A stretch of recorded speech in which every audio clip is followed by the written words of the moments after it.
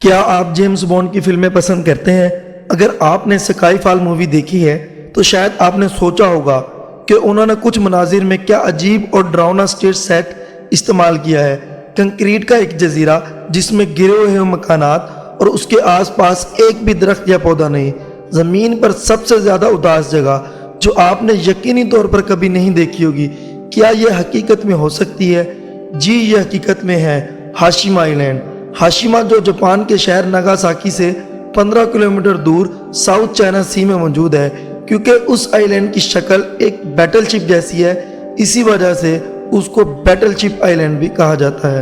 دور سے دیکھنے پر یہ سمندر میں کھڑی کوئی بیٹل شپ لگتی ہے، پر اصل میں یہ ایک چھوٹی سی سٹی ہے جو آج پوری طرح سے کھنڈر ہو چکی ہے۔ کسی وقت میں اس چھوٹے سے آئی لینڈ پر 5000 سے زیادہ لوگ رہتے تھے، اور یہ نہ صرف جاپان کی بلکہ دنیا کی سب سے گھنی آبادی والی سٹی کہلاتی تھی۔ یہاں اپارٹمنٹس تھے جن کا کنکریٹ اب گل چڑھ چکا ہے، ان میں لوگوں کا سامان آج تک موجود ہے۔ ایسا معلوم ہوتا ہے کہ شاید یہاں رہنے والے سب کچھ ایسے ہی چھوڑ کر یہاں سے بھاگ گئے ہیں۔ یہاں سکولز تھے جہاں کبھی بچوں کی آوازیں گونجتی تھیں، hospitals, town hall, swimming pools, shops اور سینما سمیت یہاں وہ تمام فیسلٹیز تھیں جو کسی شہر میں ہونی چاہیے۔ پر آج یہ پورا آئی لینڈ، پورا شہر کسی ویران گھوسٹ ٹاؤن کی شکل پیش کرتا ہے۔ لیکن آخر کیوں یہاں رہنے والے ہزاروں لوگوں میں سے آج ایک بھی یہاں نہیں رہتا؟ یہاں ایسا کیا ہوا تھا کہ جاپان نے 35 سالوں تک ٹورسٹ کو اس آئی لینڈ پر جانے سے روکے رکھا؟ سمندر کے اس حصے میں قریب 500 ایسے آئی لینڈ ہیں جن میں کوئی آبادی نہیں، لیکن ہاشیما کی کہانی ان سے کافی الگ ہے۔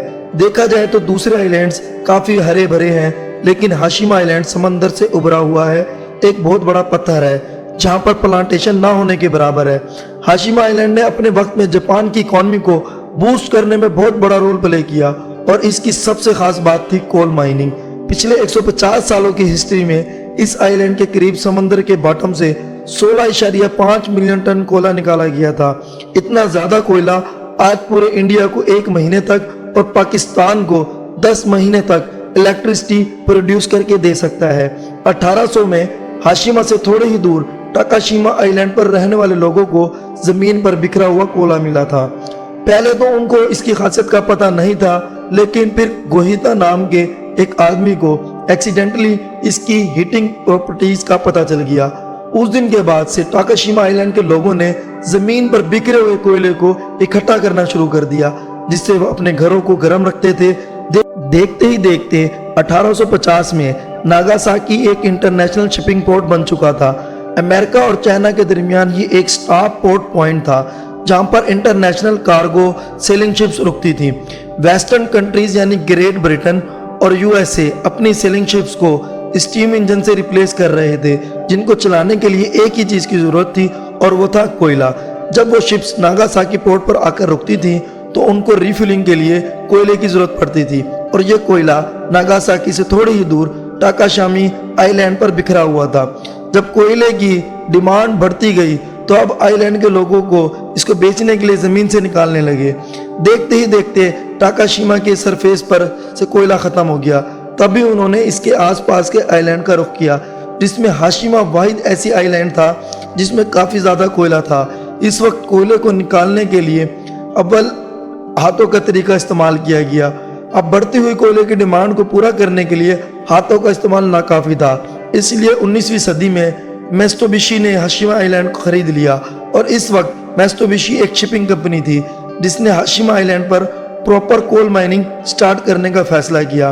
میتسوبشی نے یہاں ورکرز کے لیے گھر بنائے اور پورے آئی لینڈ کو سمندری لہروں سے بچانے کے لیے ایک سی وال بھی بنائی۔ یہی وجہ ہے کہ آج یہ آئی لینڈ ایک شپ کی شکل جیسا دکھتا ہے۔ 1916 میں یہاں 3000 ورکرز رہتے تھے جو سال میں 150 ٹن کوئلہ زمین سے نکالتے تھے۔ ہاشیما آئی لینڈ ایک چھوٹے سائز کا جزیرہ تھا، جس کی وجہ سے یہاں رہنے کی جگہ کافی کم تھی، لہٰذا میتسوبشی نے یہاں کنکریٹ ریزیڈنشل کمپلیکس بنایا تاکہ زیادہ سے زیادہ ورکرز یہاں اپنی فیملیز کے ساتھ رہ سکیں۔ یہ اس وقت جاپان کی سب سے بڑی کنکریٹ بلڈنگ ہوا کرتی تھی، لیکن یہ پھر بھی ورکرز کے رہنے کے لیے کافی چھوٹی تھی۔ اس کے بعد ہاشیما آئی لینڈ پر ورکرز کی تعداد بڑھتی گئی اور میتسوبشی یہاں نئے کمپلیکس بھی بناتا چلا گیا۔ اس کے ساتھ ساتھ ورکرز کے بچوں کے سکولز اور انٹرٹینمنٹ سینٹرز بھی بنائے گئے۔ 1941 میں ہاشیما آئی لینڈ پر کوئلے کی پروڈکشن سالانہ 4,10,000 ٹن تک جا پہنچی، جو کہ دن بدن بڑھتی جا رہی تھی۔ 1959 میں آئی لینڈ کی ٹوٹل پاپولیشن 5,200 تھی۔ اب دیکھا جائے تو آئی لینڈ کا ٹوٹل ایریا ہی 15.5 ایکڑ ہے اور اس کا 60% حصہ پتھریلی ڈھلوانوں پر مشتمل ہے، جہاں زیادہ تر رہائشی مکانات بنائے گئے۔ جزیرے کی سطح بنیادی طور پر سہولیات کی عمارتوں کے لیے استعمال ہوئی، لہذا ہاشیما پر آبادی کی کثافت پورے جزیرے کے 835 افراد فی ہیکٹر اور رہائشی علاقے کے 1400 افراد فی ہیکٹر تھی۔ یہ اعداد و شمار دنیا میں اب تک ریکارڈ کی گئی آبادی کے سب سے زیادہ ڈینسٹی کی نشاندہی کرتے ہیں، یہاں تک کہ واربی ٹوکیو کے ڈسٹرکٹ اور سب سے زیادہ گنجان آباد شہر میں صرف 141 افراد فی ہیکٹر میں رہتے ہیں۔ مائن کی بات کی جائے تو ہاشیما آئی لینڈ سے 1 کلومیٹر نیچے کھود کر بنائی گئی تھی، جہاں ٹیمپریچر 35 ڈگری سیلسیس اور ہیومیڈیٹی 95% ہوتی تھی۔ ان ہارش کنڈیشنز میں ورکرز کا کام کرنا کسی بھی صورت خطرے سے خالی نہیں تھا۔ ہاشیما آئی لینڈ کی کول مائن پر کام کرنے کے دوران کئی ورکرز کی جان بھی جا چکی تھی، جہاں تک کہ ورلڈ وار 2 کے دوران اس سے پہلے چائنیز اور کورین قیدیوں سے فورسفلی مائن پر کام کروایا جاتا تھا، جس کے لیے پوری دنیا آج تک جاپان کو کرٹیسائز کرتی ہے۔ اسی وجہ سے ورلڈ وار 2 کے بعد جب جاپانیز امپائر کا تخت الٹ دیا گیا تو اپنا امپریشن اچھا کرنے کے لیے جاپان نے ہاشیما آئی لینڈ پر ورکرز کے لیے کئی فیسلٹیز بھی بنوائی۔ پرائمری سکول، ایک سیکنڈری سکول، ایک کھیل کا میدان، ایک جم، ایک سینما، بار، ریسٹورانٹ، 25 مختلف سٹورز اور بدھسٹ چرچ بھی۔ جزیرے پر نقل و حمل کا کوئی مؤثر ذریعہ نہیں تھا، کیونکہ جزیرے کے ایک سرے سے دوسرے سرے تک پیدل چلنے میں 10 منٹ سے بھی کم وقت لگے گا۔ ہاشیما کے شہریوں کے پاس کوئی چھتری نہیں تھی، کیونکہ راہداریوں اور سیڑھیوں کی بھول بھلائیاں تمام رہائشی مکانات کو جوڑتی تھیں اور ایک ٹرانسپورٹ سسٹم کا کام کرتی تھی۔ کارکنوں کے لیے رہائش، بجلی اور پانی مفت تھا، لیکن تمام رہائشیوں کو عوامی کاموں اور علاقے کی صفائی میں حصہ لینا پڑتا تھا۔ یا پینے کا فریش پانی مین لینڈ جاپان سے لایا جاتا تھا، لیکن بعد میں سمندر کے اندر انڈر واٹر لائنز بچھائی گئیں جو مین لینڈ جاپان سے جا کر کنیکٹ ہوتی تھیں۔